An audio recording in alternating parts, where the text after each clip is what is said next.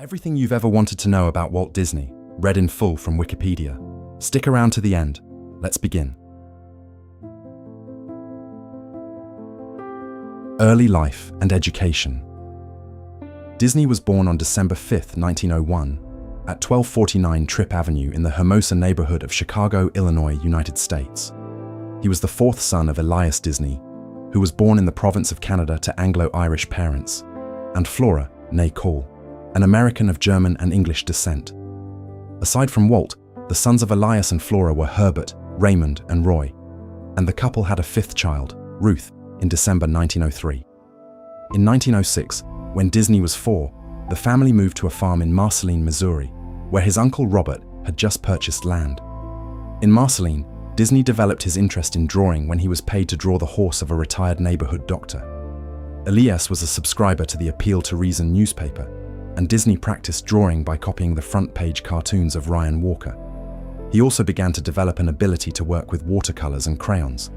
He lived near the Atchison, Topeka, and Santa Fe railway line and became enamored with trains.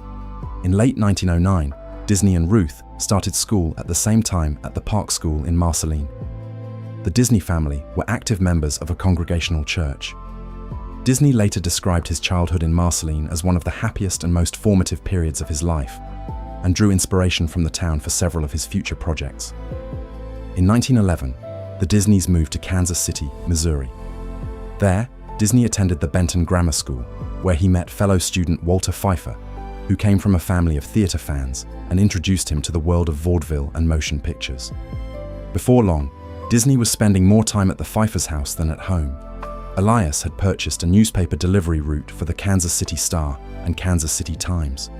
Disney and Roy woke up at 4:30 every morning to deliver the Times before school and repeated the round for the Evening Star after school. The schedule was exhausting, and Disney often received poor grades after falling asleep in class, but he continued his paper route for more than 6 years. He attended Saturday courses at the Kansas City Art Institute and also took a correspondence course in cartooning.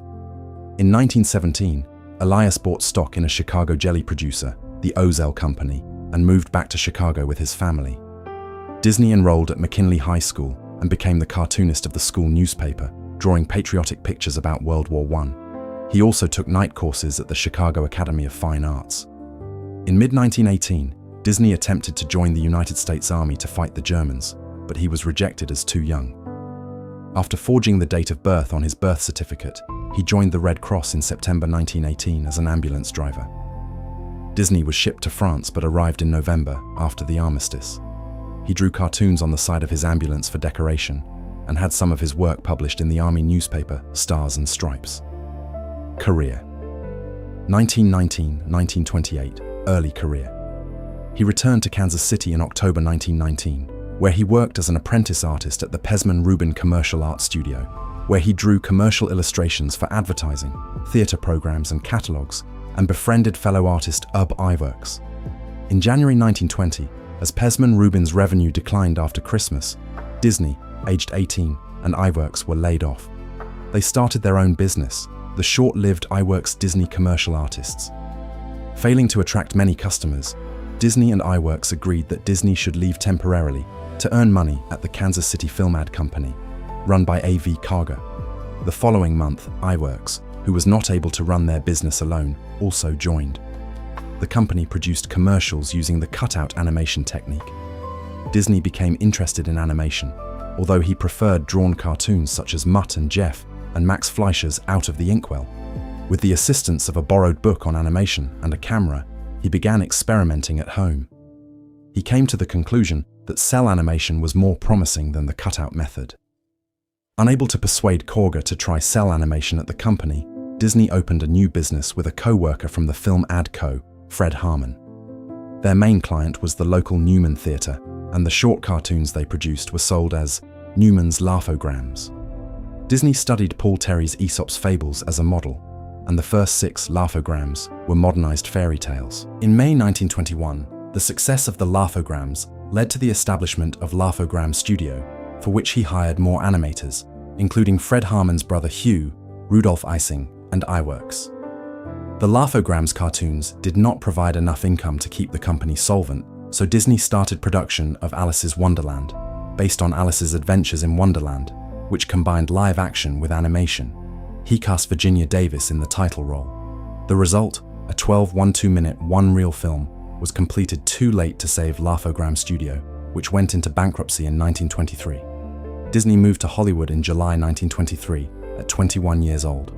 Although New York was the center of the cartoon industry, he was attracted to Los Angeles because his brother Roy was convalescing from tuberculosis there, and he hoped to become a live-action film director. Disney's efforts to sell Alice's Wonderland were in vain until he heard from New York film distributor Margaret J. Winkler's Winkler Pictures, whose services was recommended by her former employer, Harry Warner, then president of Warner Brothers Pictures, in response to a letter by Disney. She was losing the rights to both the Out of the Inkwell and Felix the Cat cartoons and needed a new series. In October, they signed a contract for 6 Alice comedies, with an option for 2 further series of 6 episodes each. Disney and his brother Roy formed the Disney Brothers Studio, which later became the Walt Disney Company, to produce the films. They persuaded Davis and her family to relocate to Hollywood to continue production, with Davis on contract at $100 a month. In July 1924, Disney also hired Iwerks, persuading him to relocate to Hollywood from Kansas City. In 1926, the first official Walt Disney Studio was established at 2725 Hyperion Avenue. The building was demolished in 1940. By 1926, Winkler's role in the production and distribution of the Alice series had been handed over to her husband, the film producer Charles Mintz, and her brother George Winkler. Winkler had dropped their distribution services at this point, finding distributors in FBO and Universal Pictures. The series ran until July 1927, by which time Disney had begun to tire of it and wanted to move away from the mixed format to all animation. After Mintz requested new material to distribute through Universal Pictures, Disney and Iwerks created Oswald the Lucky Rabbit, a character Disney wanted to be peppy, alert, saucy, and venturesome, keeping him also neat and trim. The series was a critical and commercial success for Winkler and Disney, effectively positioning them as a major force in American animation. In February 1928, Disney hoped to negotiate a larger budget for producing the Oswald series, only to be refused by Mintz after Disney traveled to New York City to confront him. Mintz had also persuaded many of the artists involved to work directly for him, including Harmon, Ising, Carmen Maxwell, and Friz Freleng. Disney also found out that Universal owned the intellectual property rights to Oswald. Mintz threatened to start his own studio and produce the series himself if Disney refused to accept the reductions. Disney declined Mintz's ultimatum and lost most of his animation staff, except Iwerks, who chose to remain with him.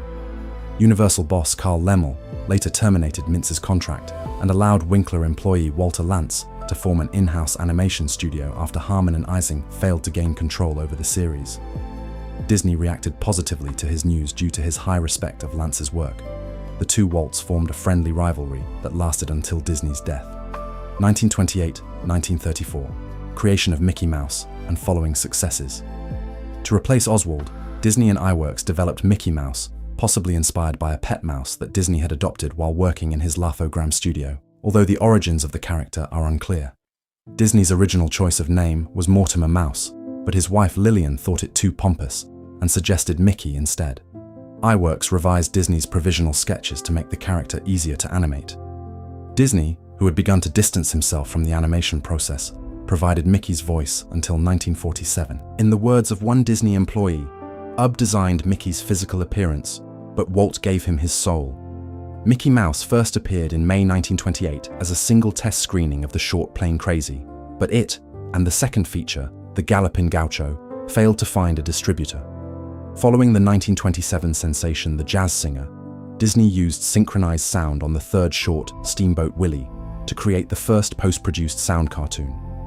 After the animation was complete, Disney signed a contract with a former executive of Universal Pictures, Pat Powers, to use the Powers Cinephone recording system. Cinephone became the new distributor for Disney's early sound cartoons, which soon became popular. To improve the quality of the music, Disney hired the professional composer and arranger Carl W. Stalling, on whose suggestion the Silly Symphony series was developed, providing stories through the use of music. The first in the series, The Skeleton Dance, 1929, was drawn and animated entirely by Iwerks. Also hired at this time were several artists, both local and from New York. Both the Mickey Mouse and Silly Symphonies series were successful, but Disney and his brother felt they were not receiving their rightful share of profits from Powers.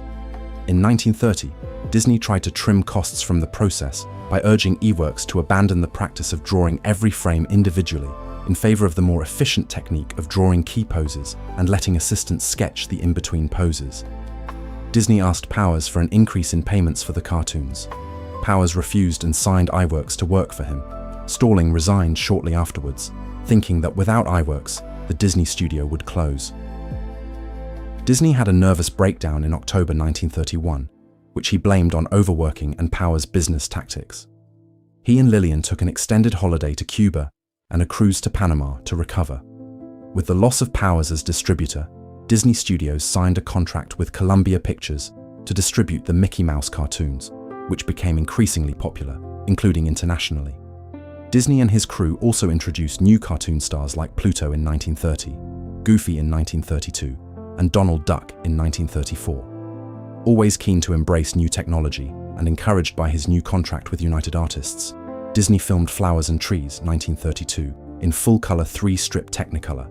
He was also able to negotiate a deal giving him the sole right to use the 3-strip process until August 31, 1935. All subsequent Silly Symphony cartoons were in color. Flowers and Trees was popular with audiences and won the inaugural Academy Award for Best Short Subject, Cartoon, at the 1932 ceremony. Disney had been nominated for another film in that category, Mickey's Orphans, and received an honorary award for the creation of Mickey Mouse. In 1933, Disney produced The Three Little Pigs, a film described by the media historian Adrian Danks as the most successful short animation of all time. The film won Disney another Academy Award in the Short Subject, Cartoon category. The film's success led to a further increase in the studio's staff, which numbered nearly 200 by the end of the year. Disney realized the importance of telling emotionally gripping stories that would interest the audience, and he invested in a story department separate from the animators, with storyboard artists who would detail the plots of Disney's films. 1934-1941, Golden Age of Animation. By 1934, Disney had become dissatisfied with producing cartoon shorts and believed a feature-length cartoon would be more profitable. The studio began the 4-year production of Snow White and the Seven Dwarfs, based on the fairy tale. When news leaked out about the project, many in the film industry predicted it would bankrupt the company. Industry insiders nicknamed it Disney's Folly. The film, which was the first animated feature made in full color and sound, cost $1.5 million to produce, 3 times over budget. To ensure the animation was as realistic as possible, Disney sent his animators on courses at the Chouinard Art Institute. He brought animals into the studio and hired actors so that the animators could study realistic movement. To portray the changing perspective of the background as a camera moved through a scene, Disney's animators developed a multiplane camera which allowed drawings on pieces of glass to be set at various distances from the camera, creating an illusion of depth. The glass could be moved to create the impression of a camera passing through the scene. The first work created on the camera, a silly symphony called The Old Mill, 1937, won the Academy Award for Animated Short Film because of its impressive visual power. Although Snow White had been largely finished by the time the multiplane camera had been completed, Disney ordered some scenes be redrawn to use the new effects. Snow White premiered in December 1937 to high praise from critics and audiences. The film became the most successful motion picture of 1938, and by May 1939, its total gross of $6.5 million made it the most successful sound film made to that date. Disney won another honorary Academy Award, which consisted of 1 full-sized and 7 miniature Oscar statuettes. The success of Snow White heralded one of the most productive eras for the studio. The Walt Disney Family Museum calls the following years the Golden Age of Animation. With work on Snow White finished, the studio began producing Pinocchio in early 1938 and Fantasia in November of the same year. Both films were released in 1940, and neither performed well at the box office, partly because revenues from Europe had dropped following the start of World War II in 1939. The studio incurred a loss on both pictures and was deeply in debt by the end of February 1941. In response to the financial crisis, Disney and his brother Roy started the company's first public stock offering in 1940 and implemented heavy salary cuts. The latter measure, and Disney's sometimes high-handed and insensitive manner of dealing with staff led to a 1941 animators' strike, which lasted 5 weeks. While a federal mediator from the National Labor Relations Board negotiated with the two sides, Disney accepted an offer from the Office of the Coordinator of Inter-American Affairs to make a goodwill trip to South America, ensuring he was absent during a resolution he knew would be unfavorable to the studio. Due to the strike and the financial state of the company, several animators left the studio and founded United Productions of America, and Disney's relationship with other members of staff was permanently strained as a result. The strike temporarily interrupted the studio's next production, Dumbo, 1941, which Disney produced in a simple and inexpensive manner. The film received a positive reaction from audiences and critics alike. 1941, 1950, World War II, and beyond. Shortly after the release of Dumbo in October 1941, the US entered World War II.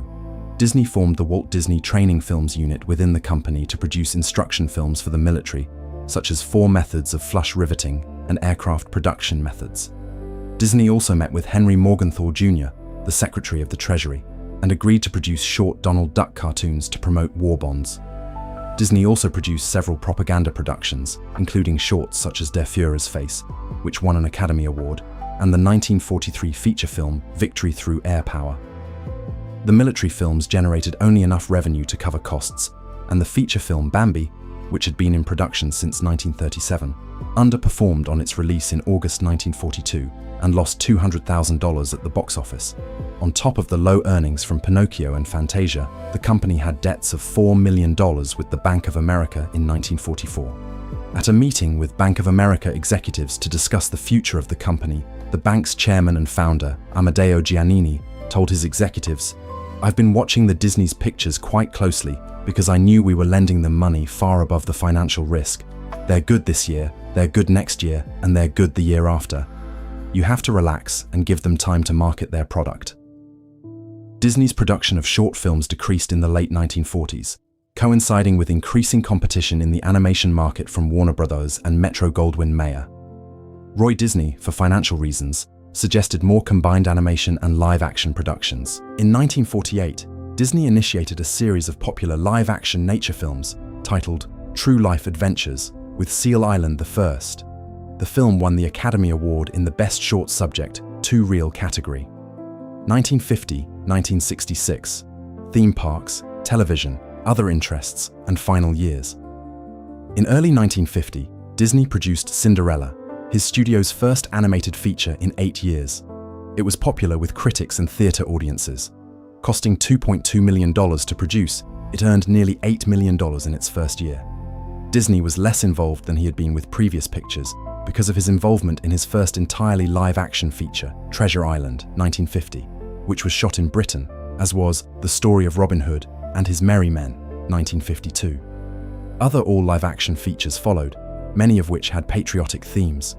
He continued to produce full-length animated features too, including Alice in Wonderland, 1951, and Peter Pan, 1953. From the early to mid-1950s, Disney began to devote less attention to the animation department, entrusting most of its operations to his key animators, the 9 Old Men, although he was always present at story meetings. Instead, he started concentrating on other ventures. Around the same time, Disney established his own film distribution division, Buena Vista, replacing his most recent distributor, RKO Radio Pictures. For several years, Disney had been considering building a theme park. When he visited Griffith Park in Los Angeles with his daughters, he wanted to be in a clean, unspoiled park, where both children and their parents could have fun. He visited the Tivoli Gardens in Copenhagen, Denmark, and was heavily influenced by the cleanliness and layout of the park.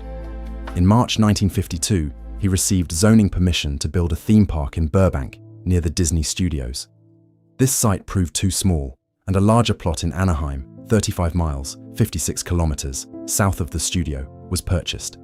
To distance the project from the studio, which might attract the criticism of shareholders, Disney formed WED Enterprises, now Walt Disney Imagineering, and used his own money to fund a group of designers and animators to work on the plans. Those involved became known as Imagineers. After obtaining bank funding, he invited other stockholders, American Broadcasting Paramount Theaters, part of American Broadcasting Company, ABC, and Western Printing and Lithographing Company. In mid-1954, Disney sent his Imagineers to every amusement park in the US to analyze what worked and what pitfalls or problems there were in the various locations, and incorporated their findings into his design. Construction work started in July 1954, and Disneyland opened in July 1955. The opening ceremony was broadcast on ABC, which reached 70 million viewers. The park was designed as a series of themed lands, linked by the central Main Street, USA, a replica of the Main Street in his hometown of Marceline. The connected themed areas were Adventureland, Frontierland, Fantasyland, and Tomorrowland. The park also contained the narrow-gauge Disneyland Railroad that linked the lands. Around the outside of the park was a high berm to separate the park from the outside world.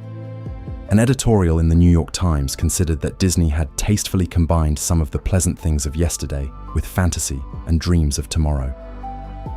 Although there were early minor problems with the park, it was a success, and after a month's operation, Disneyland was receiving over 20,000 visitors a day.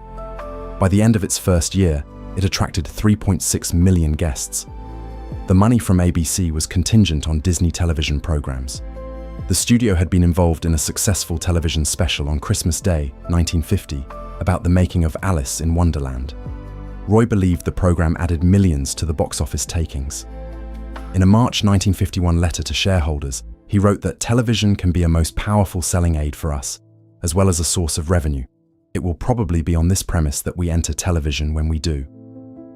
In 1954, after the Disneyland funding had been agreed, ABC broadcast Walt Disney's Disneyland, an anthology consisting of animated cartoons, live-action features, and other material from the studio's library.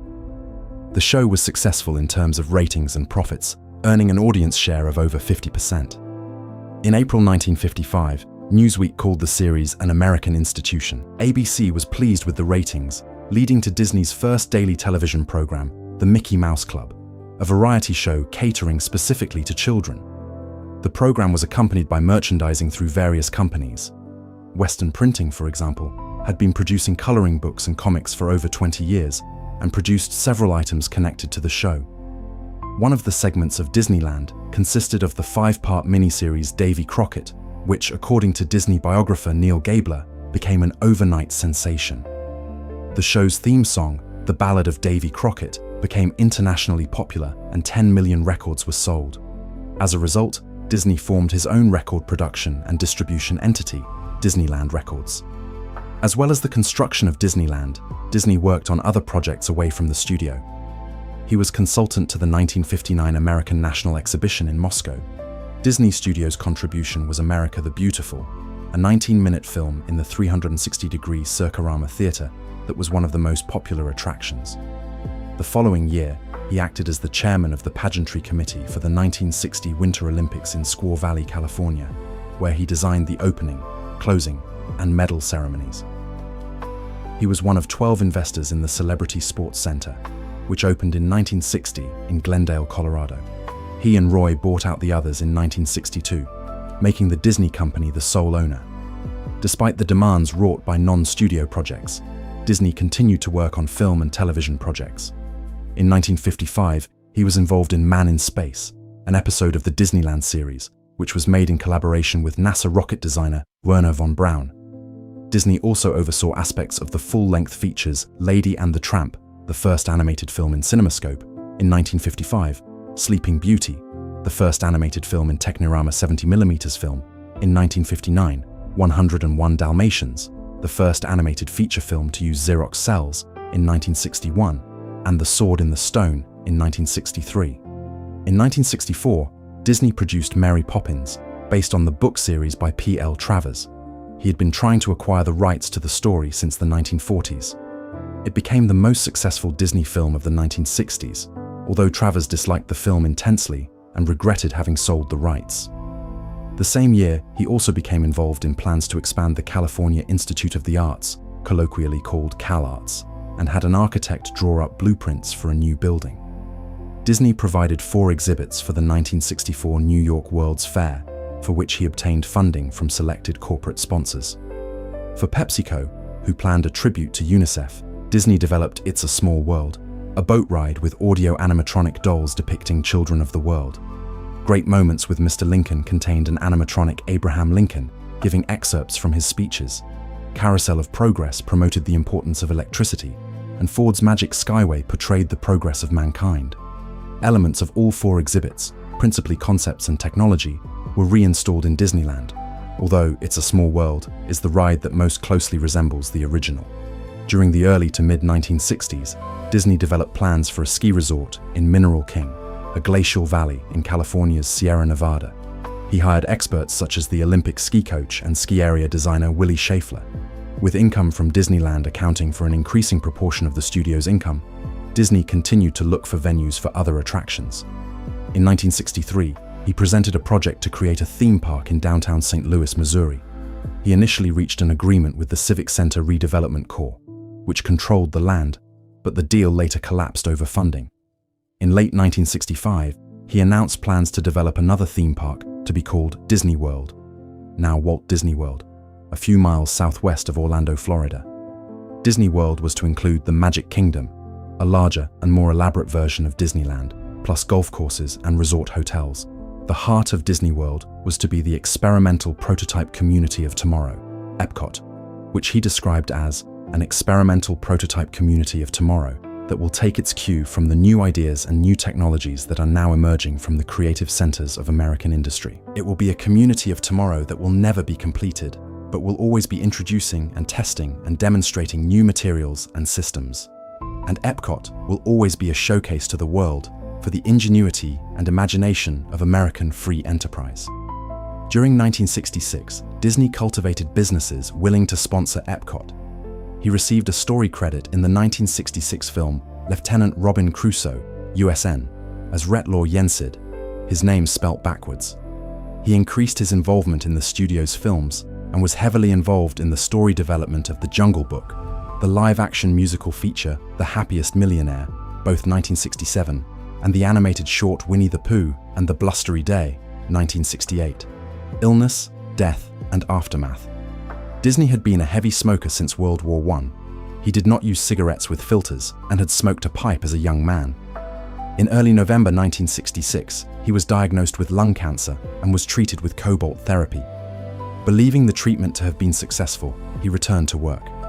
However, on November 30th, he felt unwell and was taken by ambulance from his home to St. Joseph Hospital, where, on December 15th, at age 65, he died of circulatory collapse caused by the cancer.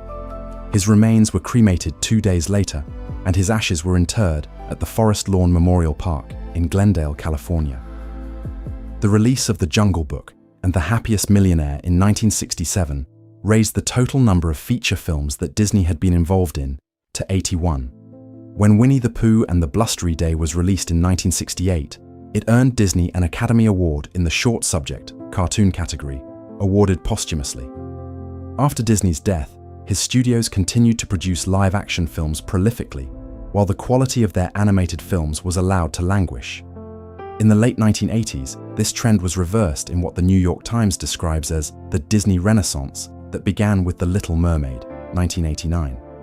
Disney's studios continue to produce successful film, television, and stage entertainment. Disney's plans for the futuristic city of Epcot did not come to fruition.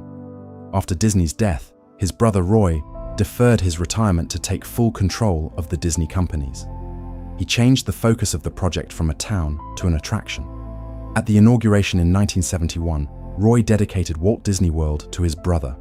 Walt Disney World expanded with the opening of Epcot Center in 1982. Walt Disney's vision of a functional city was replaced by a park more akin to a permanent World's Fair. In 2009, the Walt Disney Family Museum, designed by Disney's daughter Diane and her son Walter E.D. Miller, opened in the Presidio of San Francisco. Thousands of artifacts from Disney's life and career are on display, including numerous awards that he received. In 2014, the Disney theme parks around the world hosted approximately 134 million visitors. Personal life and character. Early in 1925, Disney hired an ink artist, Lillian Bounds. They married in July of that year at her brother's house in her hometown of Lewiston, Idaho. The marriage was generally happy, according to Lillian, although according to Disney's biographer Neil Gabler, she did not accept Walt's decisions meekly or his status unquestionably, and she admitted that he was always telling people how henpecked he is. Lillian had little interest in films or the Hollywood social scene, and she was, in the words of the historian Stephen Watts, content with household management and providing support for her husband. Their marriage produced 2 daughters, Diane, born December 1933, and Sharon, adopted in December 1936, born 6 weeks previously. Within the family, neither Disney nor his wife hid the fact Sharon had been adopted, although they became annoyed if people outside the family raised the point.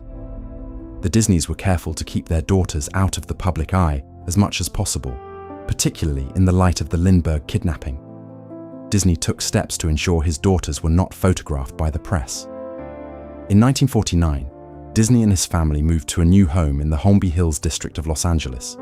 With the help of his friends Ward and Betty Kimball, who already had their own backyard railroad, Disney developed blueprints and immediately set to work on creating a miniature live steam railroad for his backyard. The name of the railroad, Carrollwood Pacific Railroad, came from his home's location on Carrollwood Drive. The miniature working steam locomotive was built by Disney Studios engineer Roger E. Broggie, and Disney named it Lily Bell after his wife. After 3 years, Disney ordered it into storage due to a series of accidents involving his guests. Disney grew more politically conservative as he got older. A Democratic Party supporter until the 1940 presidential election, when he switched allegiance to the Republican Party, he became a generous donor to Thomas E. Dewey's 1944 bid for the presidency. Disney engaged in red baiting in response to organized labor actions against his company. In 1941, he paid for a full-page ad in Variety, claiming that communistic agitation was responsible for a cartoonist strike against him. In 1946, he was a founding member of the Motion Picture Alliance for the Preservation of American Ideals, an organization who stated they believed in and like the American way of life. We find ourselves in sharp revolt against a rising tide of communism, fascism, and kindred beliefs that seek by subversive means to undermine and change this way of life. In 1947, during the Second Red Scare, Disney testified before the House Un-American Activities Committee, HUAC, where he branded Herbert Sorrell, David Hilberman, and William Pomerantz, former animators and labor union organizers, as communist agitators. Disney stated that the 1941 strike led by them was part of an organized communist effort to gain influence in Hollywood. The New York Times reported in 1993 that Disney had been an FBI informant passing secret information to J. Edgar Hoover about communist activities in Hollywood. However, while Walt Disney was made a special agent in charge contact in 1954, FBI officials claim this was largely an honorary title regularly awarded to members of a community who might be of use to the Bureau. The FBI declassified and released Walt Disney's file on their website and revealed that much of Disney's correspondence with the Bureau, via studio personnel, was in relation to the production of educational films, such as a certain installment of the Career Day newsreel segments on the Mickey Mouse Club, focusing on the Bureau, which aired in January 1958, as well as an unmade 1961 educational short warning children about the dangers of child molestation. Disney's public persona was very different from his actual personality. Playwright Robert E. Sherwood described him as almost painfully shy, diffident, and self-deprecating. According to his biographer Richard Schickel, Disney hid his shy and insecure personality behind his public identity. Kimball argues that Disney played the role of a bashful tycoon who was embarrassed in public and knew that he was doing so. Disney acknowledged the facade and told a friend that, "I'm not Walt Disney. I do a lot of things Walt Disney would not do. Walt Disney does not smoke. I smoke. Walt Disney does not drink. I drink." Critic Otis Ferguson in The New Republic called the private Disney common and everyday, not inaccessible, not in a foreign language, not suppressed or sponsored or anything, just Disney. Many of those with whom Disney worked commented that he gave his staff little encouragement due to his exceptionally high expectations. Norman recalls that when Disney said, "That'll work," it was an indication of high praise. Instead of direct approval, Disney gave high-performing staff financial bonuses or recommended certain individuals to others, expecting that his praise would be passed on. Reputation. Views of Disney and his work have changed over the decades, and there have been polarized opinions. Mark Langer, in the American Dictionary of National Biography, writes that Earlier evaluations of Disney hailed him as a patriot, folk artist, and popularizer of culture. More recently, Disney has been regarded as a paradigm of American imperialism and intolerance, as well as a debaser of culture. Stephen Watts wrote that some denounce Disney as a cynical manipulator of cultural and commercial formulas, while PBS records that critics have censured his work because of its smooth facade of sentimentality and stubborn optimism, its feel-good rewrite of American history. Watts argues that many of Disney's post-World War II films legislated a kind of cultural Marshall Plan. They nourished a genial cultural imperialism that magically overran the rest of the globe with the values, expectations, and goods of a prosperous middle-class United States. Film historian J.P. Talotta acknowledges that many see Disney's studio as an agent of manipulation and repression, although he observes that it has labored throughout its history to link its name with notions of fun, family, and fantasy. John Tomlinson, in his study Cultural Imperialism, examines the work of Ariel Dorfman and Armand Matalat, whose 1971 book Para leer al Pato Donald, Trunsel, How to Read Donald Duck, identifies that there are imperialist values concealed behind the innocent, wholesome facade of the world of Walt Disney. This, they argue, is a powerful tool as it presents itself as harmless fun for consumption by children. Tomlinson views their argument as flawed, as they simply assume that reading American comics, seeing adverts, watching pictures of the affluent, Yankee lifestyle has a direct pedagogic effect. Politics and allegations of prejudice. Disney has been accused of anti-Semitism for having given Nazi propagandist Leni Riefenstahl a tour of his studio a month after Kristallnacht. Riefenstahl's invitation was solicited to Disney by painter and ballet dancer Herbert J. Stowitz, a close friend of Riefenstahl and a former colleague of Leopold Stokowski, who at the time was collaborating with Disney on Fantasia. A month later, a spokesperson for Disney told the New York Daily News, "Miss Riefenstahl got into the studio, but she crashed the gate. A Los Angeles man who is known to Disney obtained permission to take a party through the plant. Leni was in the party. If we had known it in advance, she wouldn't have got in." Animation historian Jim Korkis theorizes that Disney may have also met with Riefenstahl for financial reasons, as an attempt by Disney to recover over 135,000 Reichsmarks owed from his German film distributor and to get the ban on Disney films lifted in Germany.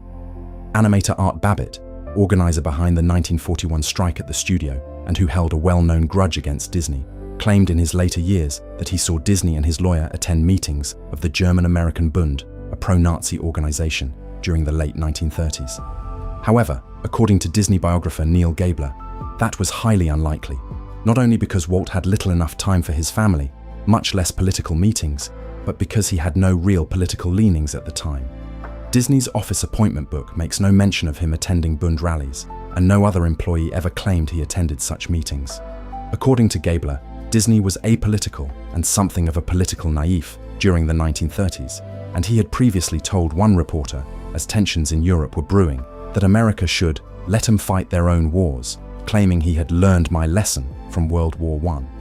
Gabler also noted that in late 1939, Disney was going over a scale model of a new studio to be built in Burbank, when one animator suddenly asked him how the recently begun war in Europe would affect its construction, to which Disney responded by asking, "What war?" During World War II, Disney was actively involved in making propaganda films against the Nazis, both for the general public, such as Der Führer's Face and Education for Death, as well as educational and training films exclusively for the United States government.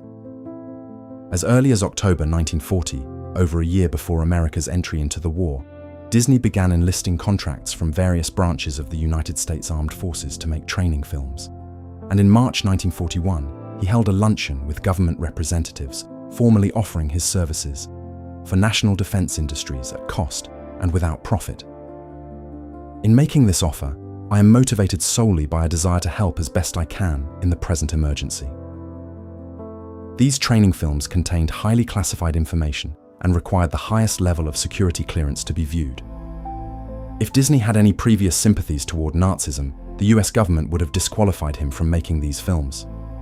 The Walt Disney Family Museum acknowledges that ethnic stereotypes common to films of the 1930s were included in some early cartoons, but also points out that Disney donated regularly to Jewish charities and was named the 1955 Man of the Year by the B'nai B'rith chapter in Beverly Hills. The organization itself found no evidence of anti-Semitism on Disney's part.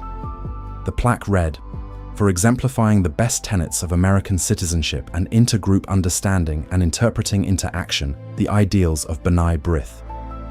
Disney had numerous Jewish employees, many of whom were in influential positions. None of Disney's employees, including animator Art Babbitt, who disliked Disney intensely, ever accused him of making anti-Semitic slurs or taunts.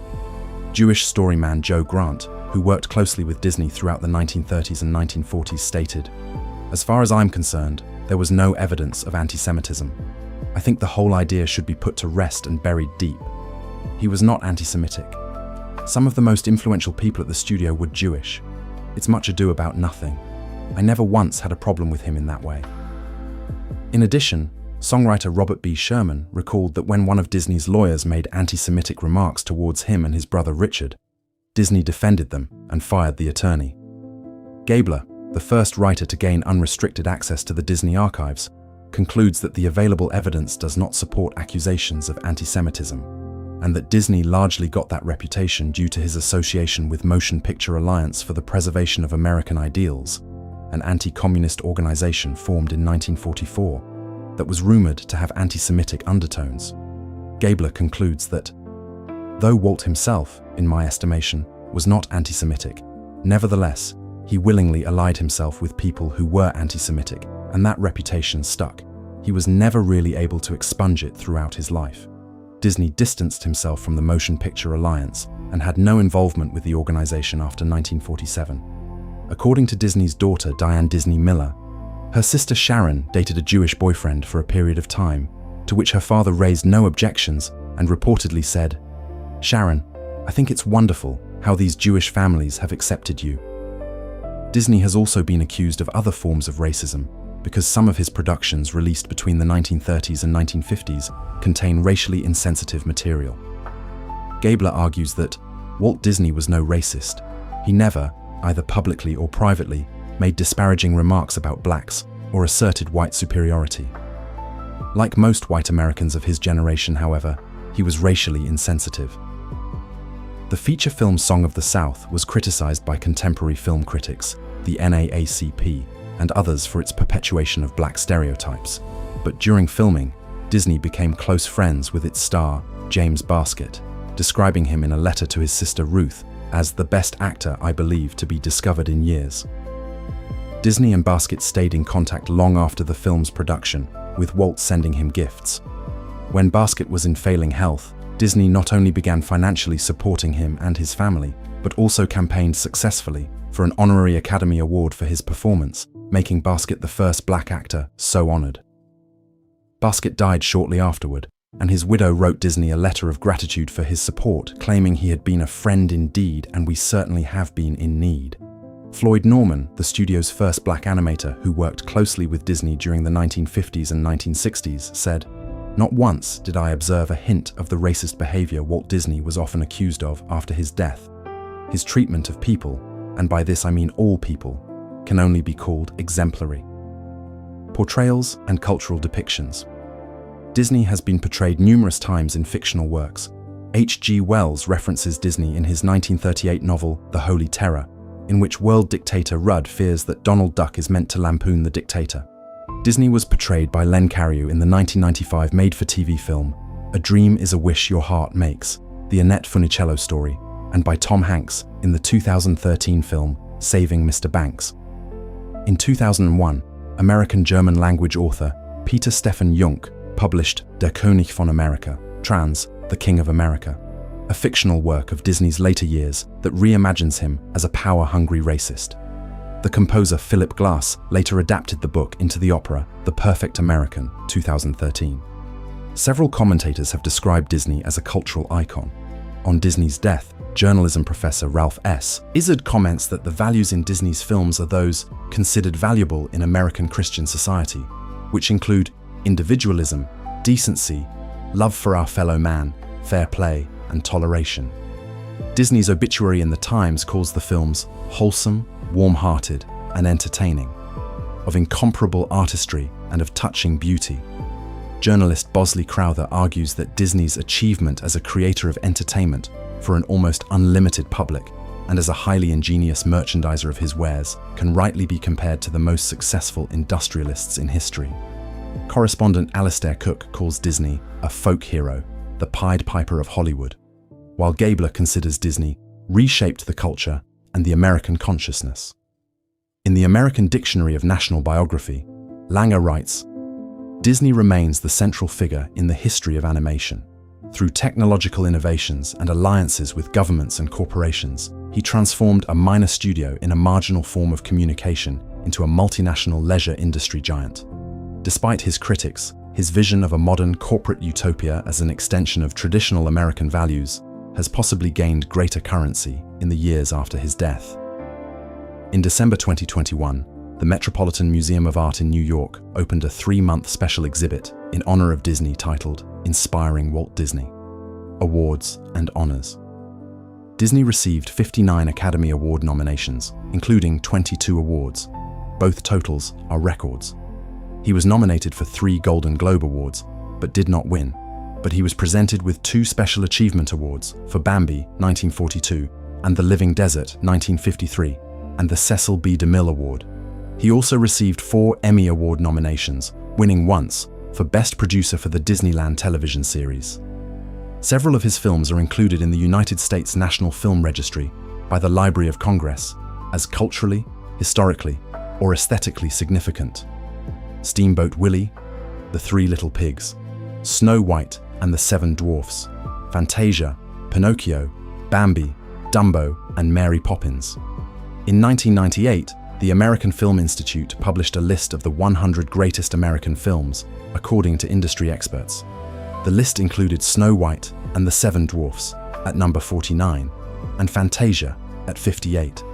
In February 1960, Disney was inducted to the Hollywood Walk of Fame with 2 stars, one for motion pictures and the other for his television work. Mickey Mouse was given his own star for motion pictures in 1978, and Disneyland received one in 2005. Disney was also inducted into the Television Hall of Fame in 1986. The California Hall of Fame in December 2006 was the inaugural recipient of a star on the Anaheim Walk of Stars in 2014 and was a member of the first Orange County Hall of Fame class in 2023. The Walt Disney Family Museum records that he, along with members of his staff, received more than 950 honors and citations from throughout the world. He was made a chevalier in the French Légion d'honneur in 1935, and in 1952 he was awarded the country's highest artistic decoration, the Officer d'Académie. Other national awards include Thailand's Order of the Crown, 1960, Germany's Order of Merit, 1956, Brazil's Order of the Southern Cross, 1941, and Mexico's Order of the Aztec Eagle, 1943. In the United States, he received the Presidential Medal of Freedom on September 14, 1964, and on May 24, 1968, he was posthumously awarded the Congressional Gold Medal. He received the Showman of the World Award from the National Association of Theatre Owners, and in 1955, the National Audubon Society awarded Disney its highest honor, the Audubon Medal, for promoting the appreciation and understanding of nature through his true-life adventures nature films. A minor planet discovered in 1980 by astronomer Lyudmila Karachkina was named 4017 Disneya, and he was also awarded honorary degrees from Harvard, Yale, the University of Southern California, and the University of California, Los Angeles. That's the complete article. If you made it this far, you'll love the rest of the channel. Subscribe for a new Wikipedia deep dive every single day. The next video is on screen now, and if there's a topic you want narrated, drop it in the comments. Thanks for watching.